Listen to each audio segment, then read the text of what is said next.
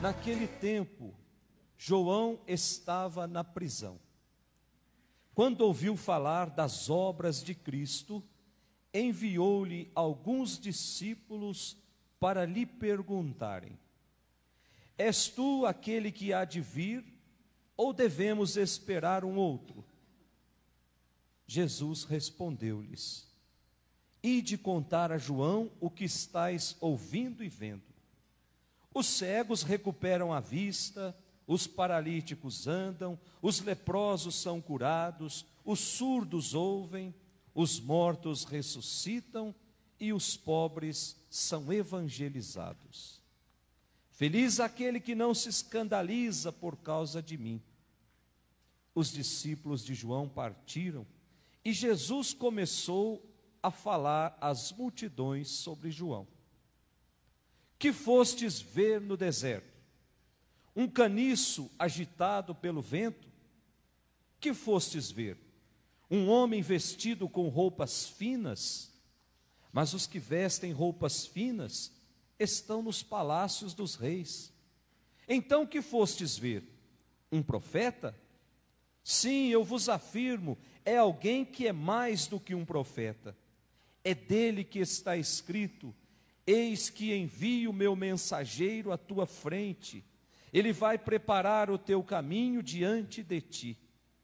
Em verdade vos digo, de todos os homens que já nasceram, nenhum é maior do que João Batista. No entanto, o menor no reino dos céus é maior do que ele. Palavra da salvação.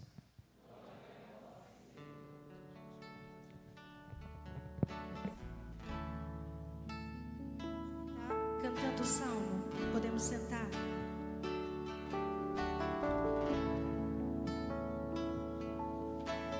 Vinde, Senhor, para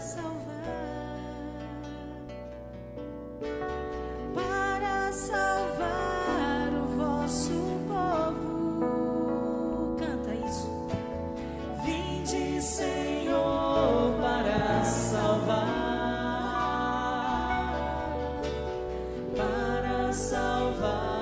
o vosso povo. Caríssimos irmãos que nos acompanham lá pelas redes sociais, chegamos ao terceiro domingo da nossa caminhada de tempo do Advento. Nesse terceiro domingo, nós recordamos, e ao olharmos para a coroa, nós estamos percebendo que 3 velas estão acesas. Essa coroa que simboliza, que é um marco nesse tempo do Advento, uma coroa circular, lembrando o amor de Deus que não tem começo, que não tem fim. Uma coroa que tem 4 velas, lembrando que antes do Natal existem 4 domingos desse novo tempo. Uma coroa com um ramo verde, lembrando que esse tempo precisa ser feito na esperança. E uma coroa com a fita vermelha, dizendo que o Espírito Santo que embala a criação. Uma coroa que nem foi inventada por nós católicos, foi inventada por um pastor metodista, e nós adotamos esse símbolo também para nos ajudar a prepararmos bem o Natal. E no terceiro domingo do Advento, a palavra de Deus nos convida a encher a nossa vida de alegria, porque Jesus está próximo, porque o Natal está próximo.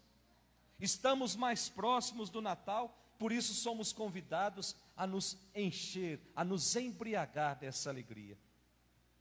O Papa Francisco, ele escreveu alguns anos atrás um documento que nós chamamos de exortação apostólica, que ele fala da alegria do Evangelho. E ele diz que a pessoa que se deixa contagiar por esta alegria, ela se encontra com Jesus. A alegria do Evangelho me leva a encontrar com o autor, com a palavra de Deus que foi feita carne, que se revestiu de carne. Os que se deixam salvar por essa alegria, é capaz de deixar de lado a tristeza, o vazio, o isolamento. E aí ele conclui a exortação apostólica dizendo assim que com Jesus Cristo renascem sem cessar a alegria na nossa vida. Era como se o Papa estivesse dizendo assim para nós: quer ser feliz a vida inteira? Então se aproxime mais de Jesus. Permita que Jesus entre na sua vida e ali faça morada e não saia nunca mais. A primeira leitura que nós ouvimos, profeta Isaías, o capítulo 35, que nos apresenta já no início um convite, um hino à alegria, para que a esperança não durma, para que o ânimo seja revitalizado. E essa alegria, diz o profeta, ela brota da certeza de que Deus está vindo, de que Deus está chegando. E esse Deus está vindo para fazer o quê? O profeta responde: para fazer justiça. Ele vai intervir na história, e a própria natureza, diz o profeta, a própria natureza, que é obra de Deus, vai ajudar a preparar a ação de Deus. Portanto, nós vamos perceber a chegada de Deus olhando e contemplando a natureza. E aí ele diz na primeira leitura: o deserto, que é o lugar estéril, que é o lugar do vazio, que é o lugar do descampado, da solidão, que é o lugar que não tem vida, vai se encher de vida como no Líbano, diz a primeira leitura, como no Monte Carmelo, como na planície de Saron. Essas regiões, meus irmãos, lá na Palestina, são regiões muito verdes, são regiões muito frutíferas, são regiões que têm uma vida abundante, para dizer que a natureza, ela vai manifestar a sua alegria pela intervenção de Deus na história. Depois o profeta fala, a partir do versículo 3 da nossa primeira leitura, ele fala aos homens, e ele vem dizer: nada de desânimo, nada de frustração, nada de medo, nada de depressão, porque Deus vem vindo para nos libertar. Por isso, ele nos convida: vamos nos unir à natureza, em uma grande corrente de alegria, em uma grande corrente de vida. Porque esse Deus que está chegando, que está perto, é o Deus da vida. É o Deus que vai nos revestir de novo de vida, de alegria. Portanto, esse tempo do advento é o tempo do anúncio dessa esperança. É o tempo do anúncio dessa intervenção de Deus na nossa história, em nosso favor.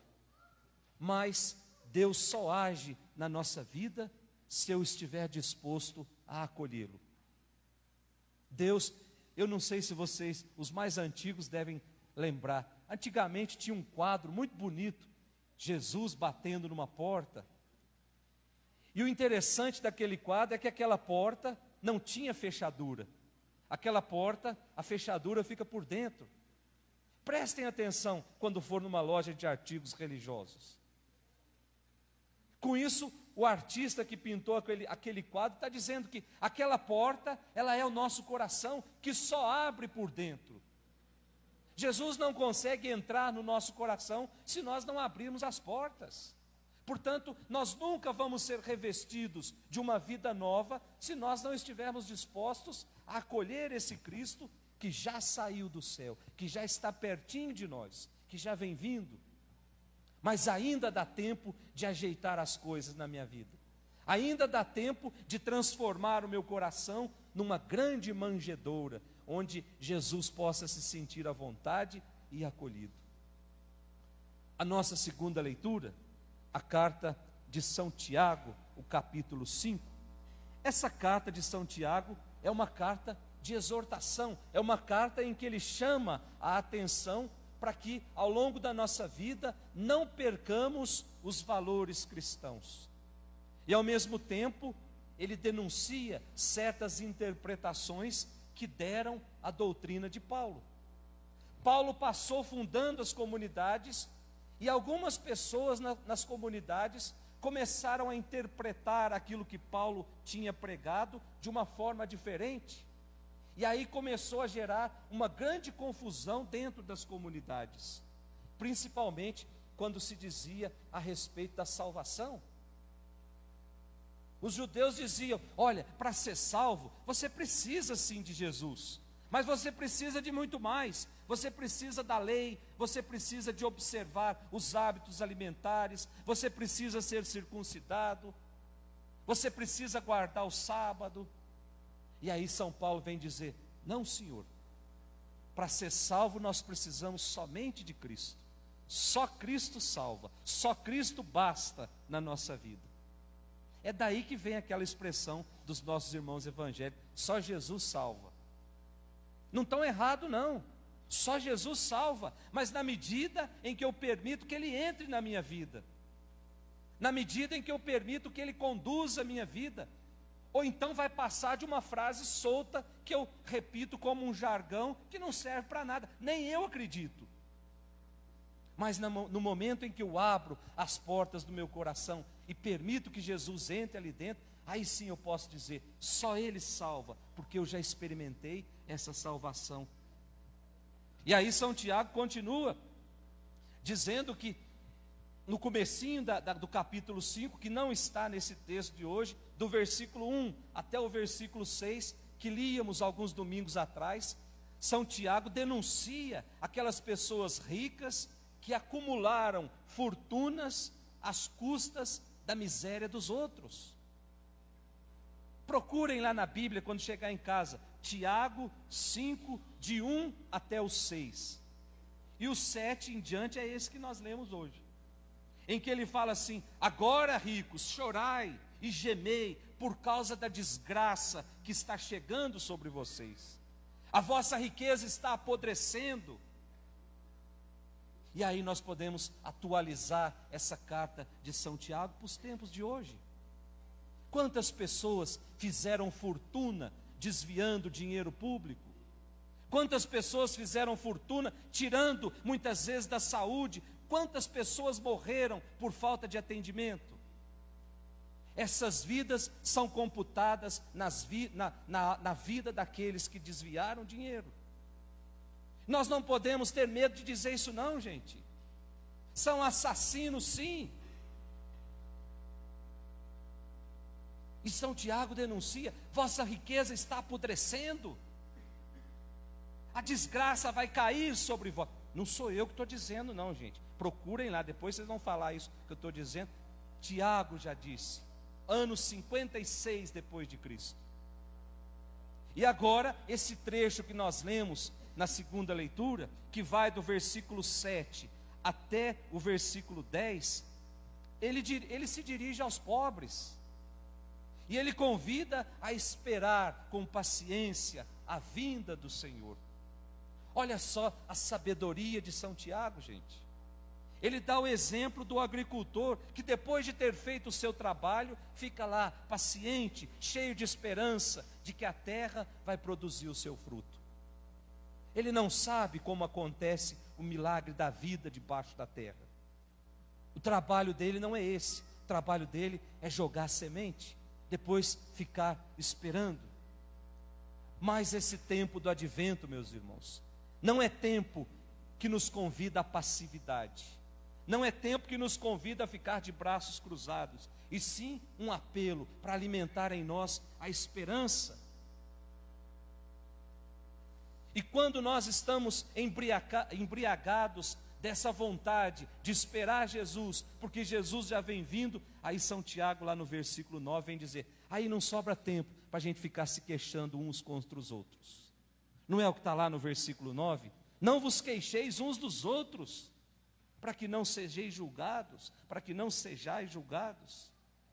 Portanto, quando eu espero com o coração a vinda de Jesus, não sobra tempo para mais nada, para falar dos outros, para comentar sobre a vida dos outros, para julgar a atitude dos outros.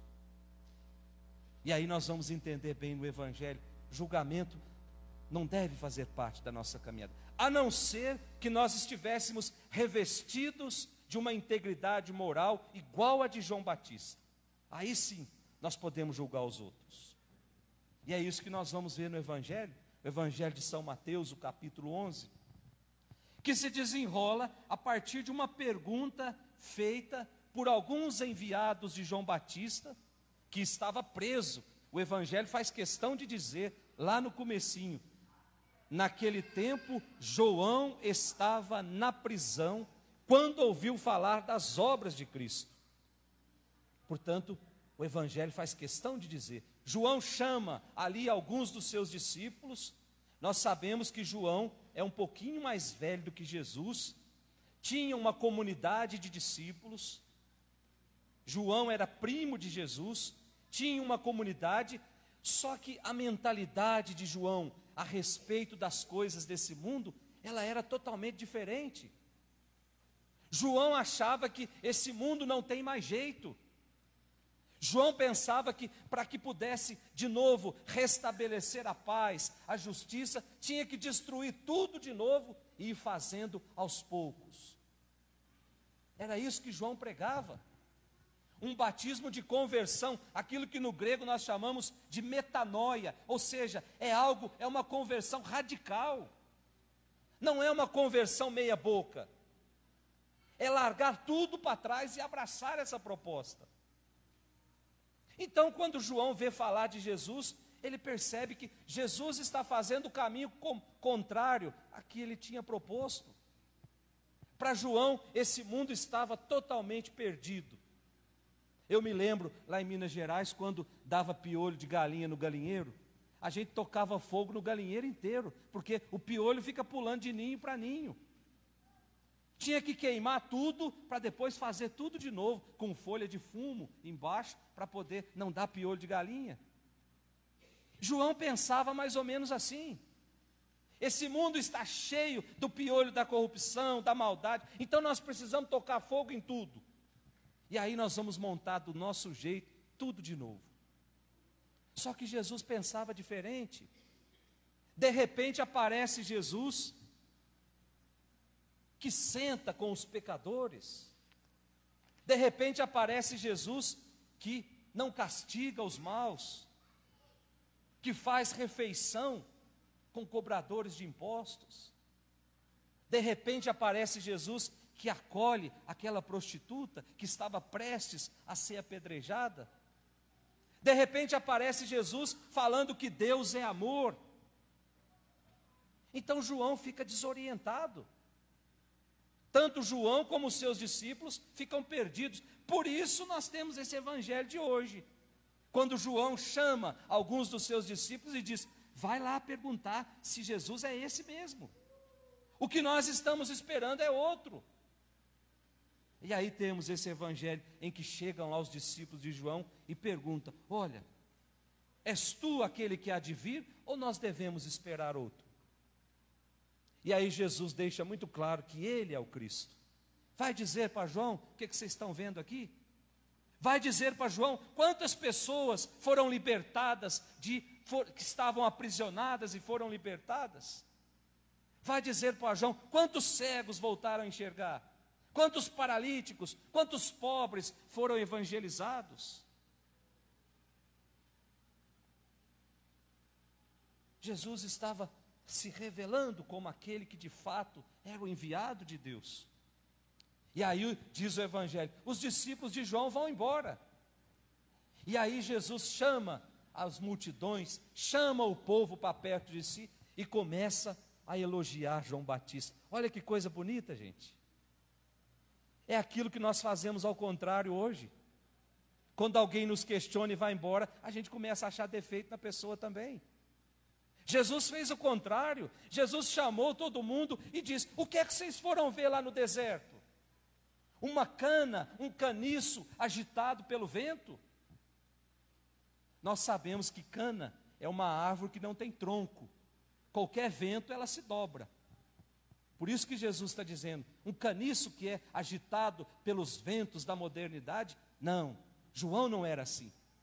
João não se curvava para nada. João era um profeta de uma verdade única, por isso ele pagou com a sua vida por falar a verdade. E Jesus faz esse elogio. João era um tronco firme, a sua firmeza era tão grande que ele não tinha medo de apontar o erro dos outros, mas ele cobrava dos outros aquilo que ele vivia. Portanto, meus irmãos, O valor de um profeta não se mede pelo ambiente social em que ele frequenta. O valor de um profeta não se mede pelas roupas finas que ele usa, pelos bens materiais que ele possui ou que vai adquirindo ao longo da sua vida. O valor de um profeta não está nos espetáculos que ele promove, nos verdadeiros shows da fé. O valor de um profeta não está na capacidade que uma pessoa tem de ajuntar multidões. O valor de um profeta está, sim, na verdade daquilo que ele diz, na coerência entre a sua vida e o que ele prega, entre a sua integridade moral, a sua integridade espiritual. Esses, diz o Evangelho, são grandes diante de Jesus. E eu digo isso com dor no coração, porque entre nós padres existe muito isso.